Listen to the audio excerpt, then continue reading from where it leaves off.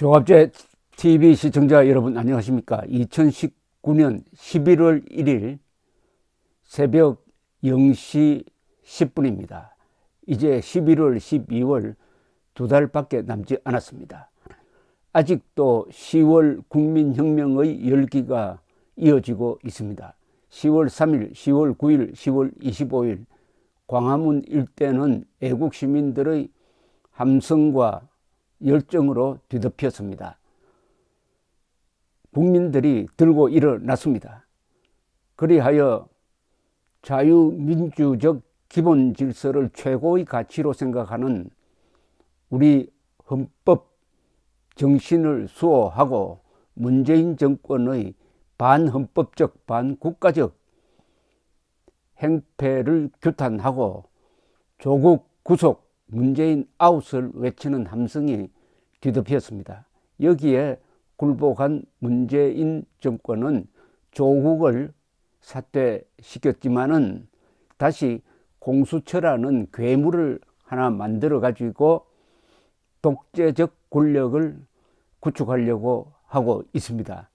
여기에 대한 저항은 계속될 것이고 그것은 국민혁명의 이름으로 전개될 것입니다. 국민혁명은 국민이 주인 자리를 되찾는 것입니다.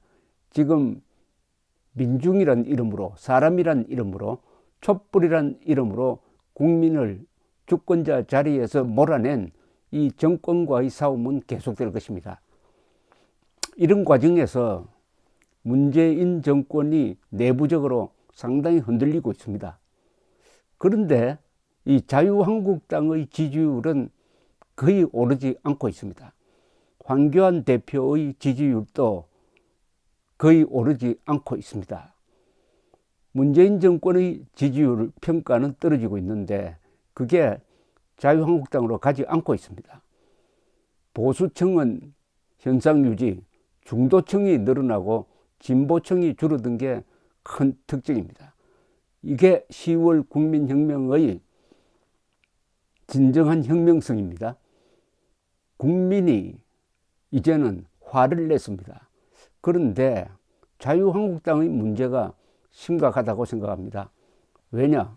자유한국당의 지지율이 답보 상태라는 것은 뭔가 자유한국당을 생각하면 짜증나는 부분이 있다. 뭔가 끔찍하다. 뭔가 내키지 않는다. 이게 자유우파들의 공통된 생각입니다. 왜 그러느냐? 곰곰이 생각하면은 자유한국당을 앞으로 나갈 수 없게 만드는 뒤로 계속 당기는 힘이 하나 있습니다. 그게 2016년에 있었던 탄핵 사태입니다.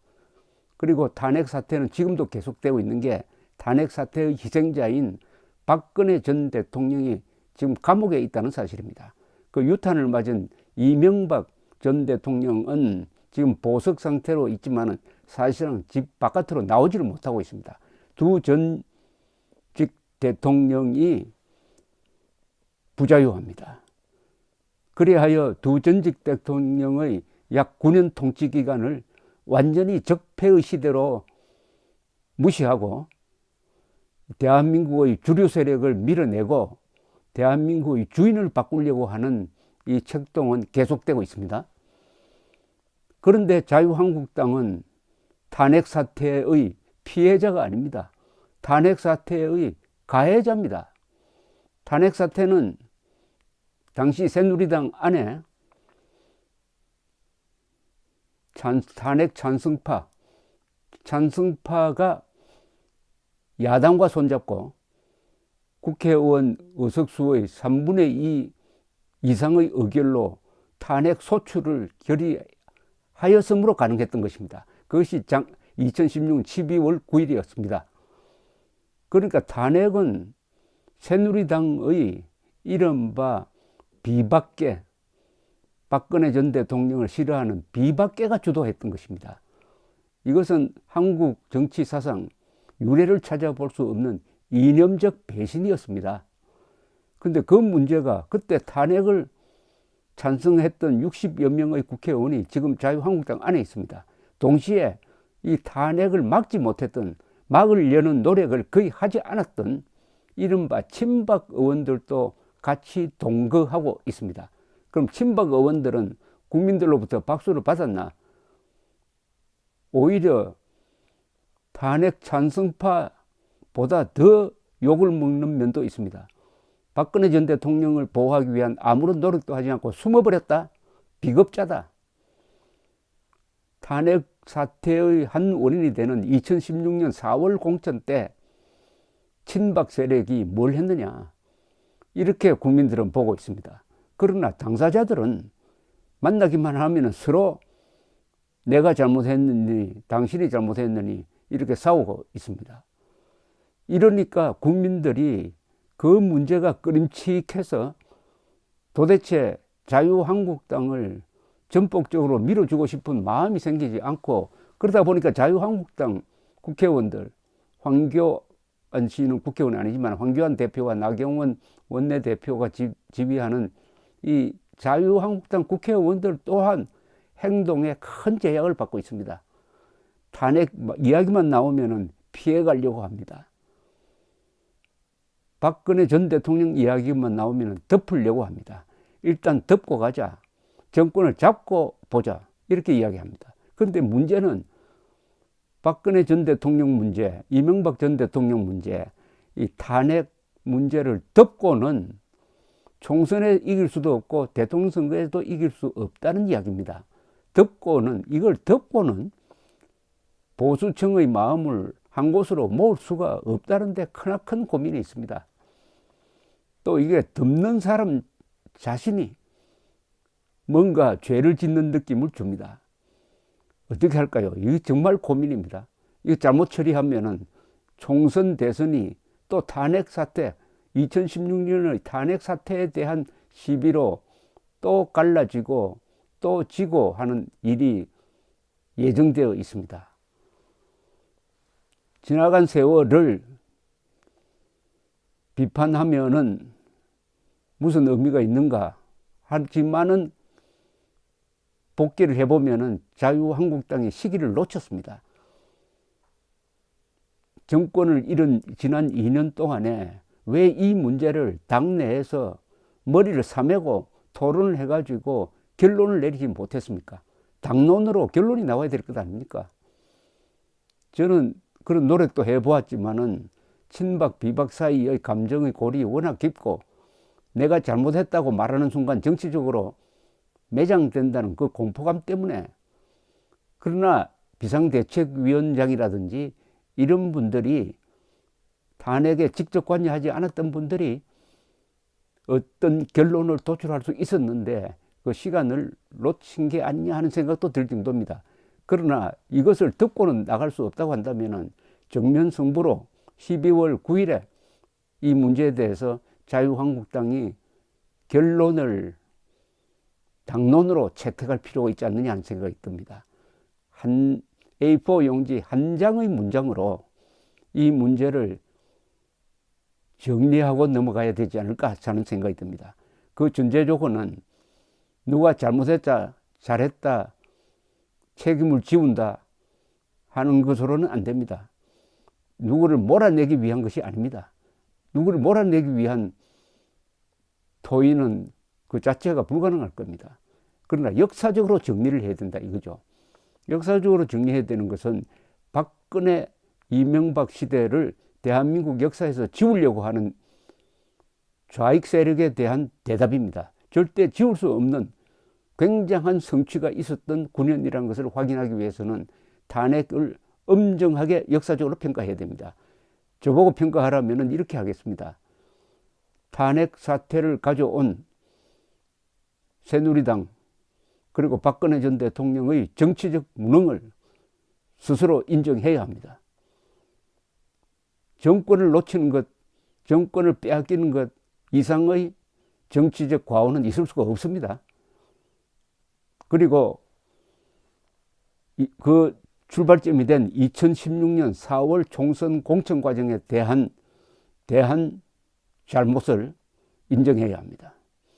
그리고 탄핵을 주도하고 탄핵에 있어서 좌파와 손잡은 데 대해서 사죄해야 합니다. 이 두 가지를 사죄해야 됩니다. 그러면서 친박이 잘못했고 뭐 비박은 잘했다 이런 논법을 쓰면 안 됩니다. 다 같이 인정하고 사죄해야 된다고 생각합니다. 세 번째는 박근혜 전 대통령이 지금 형사소추 대상이 된 것은 받아들일 수 없다고 해야 됩니다. 그것은 부당하다고 이야기해야 됩니다. 억울하다고 이야기해야 됩니다. 동시에 헌법재판소의 탄핵 결정은 이미 수용했으나 그 판정은, 그 결정은 많은 문제가 있다. 법리적으로나 사실적으로 비판을 해야 된다고 생각을 합니다. 그러나 뒤집을 수는 없습니다. 이미 그 효과가 발휘되었으니까. 다만 역사적 평가는 계속 이루어져야 합니다. 그리고 박근혜 전 대통령, 이명박 전 대통령이 이런 식의 수사와 재판을 받은 것에 대해서는 분노한다는 이야기를 해야 됩니다. 그리하여 두 사람의 석방을 위해서 노력한다는 이야기를 해야 합니다.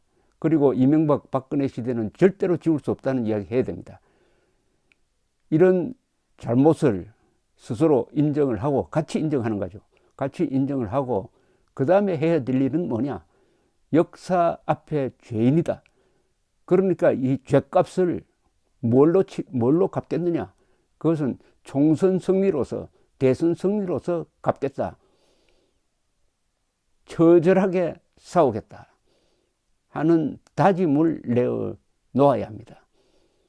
사죄하고 그리고 다짐해야 합니다. 이런 문서를 길게 쓸 필요 없습니다. 저는 A4 용지 하나면 충분하다고 생각하고, 이것은 당론으로 채택을 하고, 당론을 만들기 위해서는 문을 닫아 걸고 며칠이고 토론을 해야 합니다. 그리고 당론이 만들어지면은 그것을 국민에게 공개하고, 그 다음에는 이 문제에 관한 당론으로 채택된 문서로 대신해야 합니다. 어떤 개인도 딴소리 하지 말고 이 문제에 관해서는 당론이 나의 답이다 라고 해서 정리를 해버리면은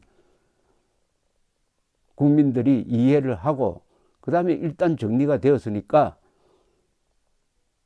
마음을 모아서 대한민국 수호, 김정은, 문재인에 반대하면 다 우리 편이다. 대동단결, 그리고 백의종군, 그리고 분진 합격 정신으로 뭉칠 수 있을 것이라고 저는 믿습니다. 아직도 시간이 있다고 믿습니다. 이런 역사적 정리를 하지 않고 넘어가면은 이 분열은 계속됩니다. 등소평이 1980년대에 개혁 개방으로 나아갈 수 있었던 원동력은 어디서 나왔느냐? 중국 공산당이 모택동 시대를 역사적으로 정리했기 때문입니다. 모택동이가 잘못한 거, 대약진 운동, 그리고 문화대혁명을 내란이라고 엄격하게 단죄하면서도 한 70% 정도는 잘한 게 있다. 07 과3 정도다. 그러면은 모택동을 부정할 수는 없다. 모택동이 잘못한 데 있어서는 등소평 나도 책임이 있다. 이런 자세로서 역사를 통합해 가지고 거기서 에너지를 얻어 가지고 개혁 개방으로 나아가면서 중국이 지난 30년 동안 세계사에 유례가 없는 연 10% 성장을 계속할 수 있었던 힘은 역사 정리에 성공했기 때문입니다. 자유한국당도 그런 역사 정리가 필요합니다. 이거 듣는다고 될까요? 나중에 봅시다 라고 해서 될까요? 저는 황교안 대표가 이 문제를 황교안 대표는 비교적 자유로운 사람입니다. 승부를 걸어야 된다는 게 저의 생각입니다. 생각할수록 이게 박근혜 전 대통령과 탄핵이라는 이 두 단어가 자유한국당이 앞으로 나갈 길을 가로막고 계속 뒤로 당기고 있습니다. 그러면은 자유한국당이 여기에 대한 정리된 입장을 내어놓고 국민들로부터 양해를 구할 수 있다면은 새 출발이 가능하다고 생각합니다. 저의 생각입니다. 감사합니다.